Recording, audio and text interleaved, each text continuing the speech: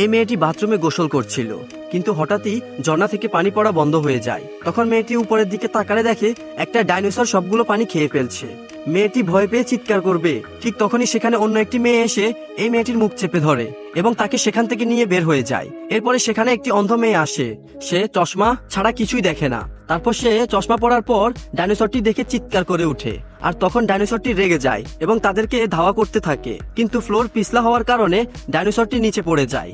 এরপরে সেই বিল্ডিং এ থাকা অন্য ছেলে মেয়েগুলা ডাইনোসরকে দেখে সবাই একটা রুমের মধ্যে ঢুকে দরজা বন্ধ করে দেয়, কিন্তু ডাইনোসর বাইরে থেকে দরজা ধাক্কাতে থাকে, আর তখন দরজা খুলে যায়। কিন্তু দরজা খোলার সাথে সাথে সবাই ডাইনোসরের জায়গায় একটা মেয়েকে দেখতে পায়।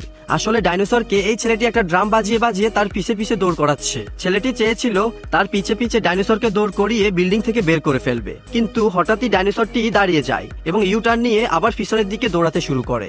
এমন আরো ইন্টারেস্টিং ভিডিও পেতে চ্যানেলটি সাবস্ক্রাইব করুন।